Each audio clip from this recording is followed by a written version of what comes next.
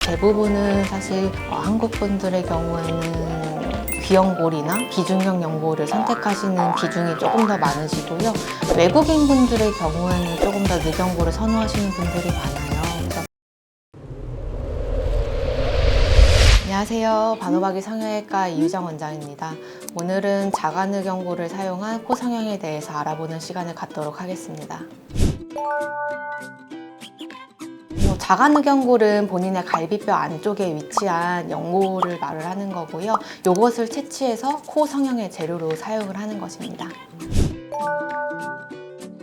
자가늑연골을 사용한 수술의 이제 가장 큰 장점은 코끝을 많이 올려줄 수가 있어요. 코끝이 굉장히 좀 작고 코가 짧고 이러신 분들에서 자가늑연골의 강도가 굉장히 세기 때문에 큰 변화를 줄 수 있다는 것이 큰 장점이겠고요. 그렇지만 이제 단점으로는 자가늑연골 채취를 위해서는 전신 마취가 필요하다는 점과 촉감이 조금은 단단할 수가 있습니다. 자가늑연골 채취를 하게 되면은 가슴 쪽에 흉터가 남는다는 거, 이게 단점으로 꼽을 수가 있는데요. 다만 흉터 같은 경우는 자가늑연골 채취를 여러 번 능숙하게 해본 의사들이라면은 한 2cm 미만 정도로 흉터를 줄일 수가 있기 때문에 대부분의 경우에서는 큰 문제가 되진 않는다라고 생각합니다. 크게 비교를 할 수 있는 게 기증늑연골이랑 비교를 해볼 수가 있습니다. 그래서 기증늑연골의 경우에는 우리가 염증 발생률이 조금 더 높다라고 알려져 있고요. 시간이 오랫동안 지나면은 이렇게 지지력이 약해져서 코끝이 떨어지는 모양 변화를 좀 초래를 할 수가 있는데,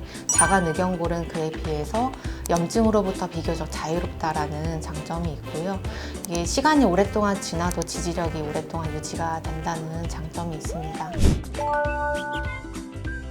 일단은 재수술의 경우에는 구축이 와서 코끝이 들리면서 코가 심하게 짧아진 경우가 있겠고요. 그리고 여러 번 재수술을 반복을 해서 더 이상 사용할 귀연골이나 비중격 연골이 없는 경우가 있겠고, 또 한 가지는 이제 예전에 귀연골이나 비중격 연골로 코끝을 높였는데 그 높이가 불만족스러워서 더 강하게 높게 원하는 경우에는 늑연골을 사용을 할 수가 있다고 봅니다. 또한 요새는 첫 수술에서 사용하는 경우도 많고요.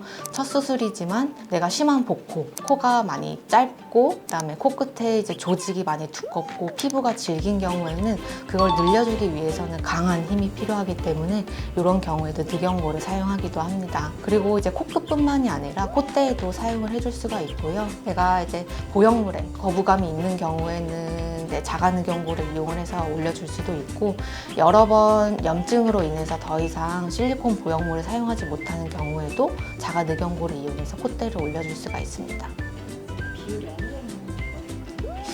한 20명 중에 한 분, 요 정도가 되는 것 같아요. 대부분은 사실 한국 분들의 경우에는 귀연골이나 비중격 연골을 선택하시는 비중이 조금 더 많으시고요. 외국인 분들의 경우에는 조금 더 늑연골을 선호하시는 분들이 많아요. 그래서 그 늑연골을 사용하는 외국인들의 비중은 그래도 10명 중에 한두 명 정도는 되는 것 같아요. 이제 늑연골이 폐를 싸고 있는 막이랑 굉장히 붙어 있거든요. 그렇기 때문에 늑연골을 채취를 할 때 굉장히 조심해서 그 폐를 싸고 있는 막이 손상이 안 되도록 주의해서 채취를 해야 하고, 이러한 이제 안전상의 이유로 우리가 전신 마취로 늑연골 채취를 진행을 하게 되고요. 물론 늑연골 채취를 많이 해본 경험이 많은 의사라고 하면은 늑연골 채취하는데 크게 어려움은 없거든요. 그래서 크게 걱정하실 건 없다라고 봅니다. 예전에는 주로 이제 재수술에서 늑연골을 사용을 많이 했지만요. 요새는 점차 첫 수술의 재료로도 고려를 많이 하고 있습니다. 내가 이제 심하게 짧고 작고 복코가 심하거나 이런 경우에는 늑연골을 좀 고려를 해볼 수가 있습니다. 근데 다만 아직까지는 첫 수술에서 늑연골을 사용하자라고 하면은 거부감이 있으신 분들이 조금은 있는데요. 내가 심한 복코거나 심하게 짧거나 이런 상황인데 내가 원하는 코는 매우 화려하고 높은 코를 원한다, 이렇게 큰 변화를 원한다라고 하시면은 당연히 늑연골을 사용을 해야 어느 정도 만족할 만한 결과를 얻을 수 있다라고 생각을 하고요. 이러한 경우에서 굳이 무리해서 귀연골이나 비중격 연골을 사용을 해서 원하지 않는 그런 기대에 미치지 못하는 결과를 얻는다라고 하면은 그게 또 재수술을 낳는 결과라고 보기 때문에 늑연골을 첫 수술부터 사용하는 것을 권장드리고 싶습니다.